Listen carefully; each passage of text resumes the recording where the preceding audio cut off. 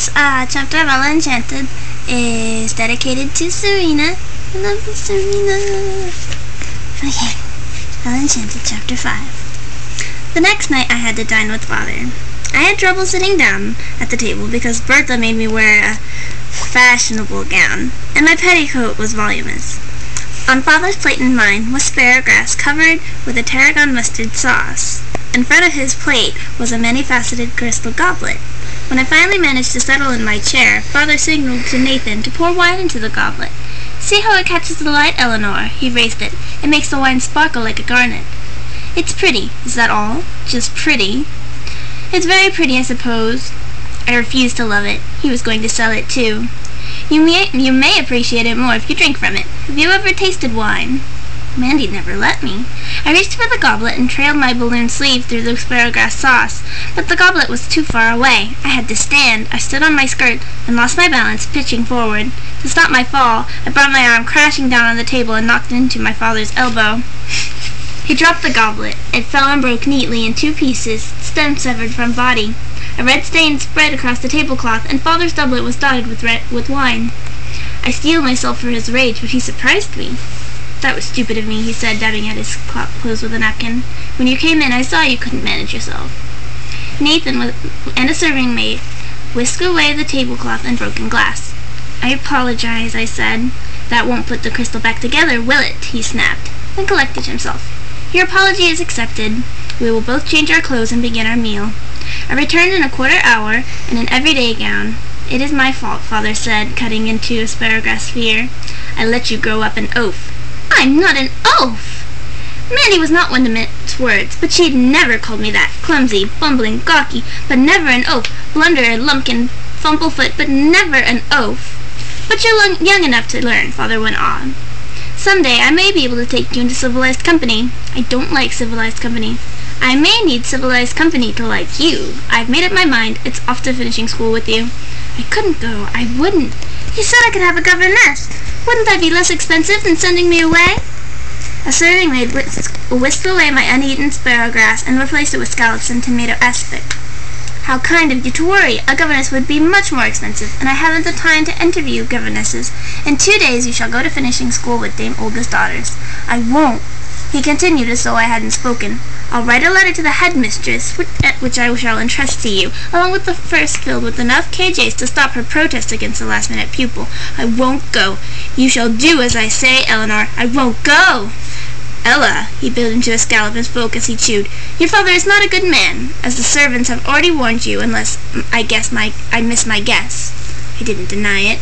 "They have said I'm selfish, and I am. They have said I am impatient, and I am. They have said I always have my way, and I do."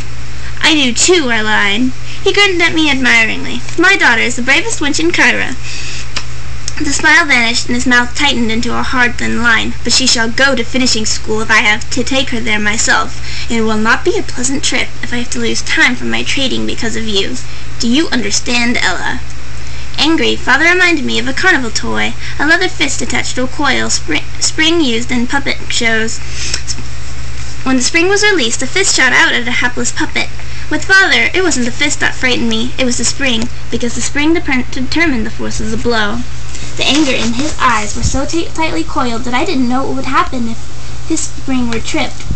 Oh, gosh. I hated being frightened, but I was. "I'll go to fishing school," I couldn't help but adding, "but I shall loathe it." His grin was back. "You are free to loathe or to love, as long as you go." It was a taste of obedience, without an order, and I didn't like it any better than the lucid and just kind. I left the dining room, and he didn't stop me. It was early evening, in spite of the hour. I went up to my room, donned my nightgown, then I moved my dolls Flora and Rosamond into bed and climbed in. They had stopped sleeping with me years before, but tonight I needed special comfort. I gathered them on my stomach and waited for sleep, but sleep was busy elsewhere. Tears started. I pushed Flora against my face. "Sweetie." The door opened. It was Mandy with tonic in a box. I felt bad enough. "No tonic, Mandy, I'm fine, truly." "Oh, lovely." She put the tonic in the box and held me, stroking my forehead. "I don't want to go," I said into her shoulder. "I know, honey," she said. She held me for a long time until I was almost asleep. Then she shifted her weight. "Tonic time. I'll skip tonight." "No, you won't. Not tonight especially." I won't have you getting sick when you need your strength." A spoon came out of her apron. "Take it. 3 spoons." I braced myself. Tonic tasted nutty and good, but it felt slimy like swallowing a frog. Each spoonful oozed along my throat. I continued to gulp after it was down to rid myself of the sensation, but it made me feel better, a little better, ready to talk anyway. I settled myself back in Mandy's lap. Why did Mother marry him? This question had troubled me since I was old enough to think about it. Until she was his wife, Sir Peter was very sweet to Lady. I didn't trust him, but she wouldn't listen to me.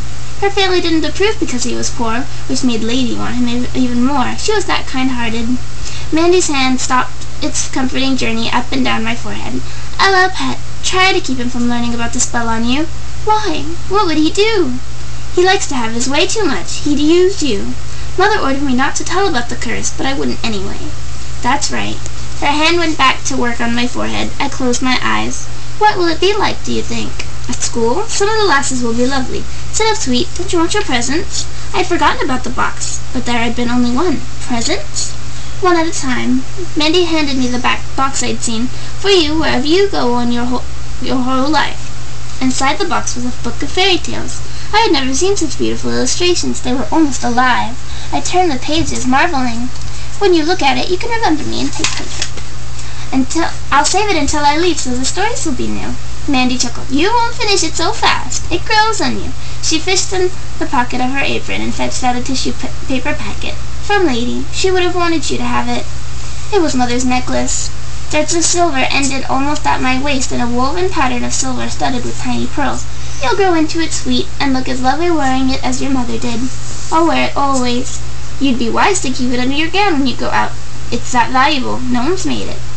The bell tinkled downstairs. "That father of yours is ringing." I hugged Mandy and clung to her. She disentangled herself from my arms. "Let me go, love." Putting a kiss on my cheek, she left. I settled back into bed, and this time sleep claimed me. That is the end of chapter 5.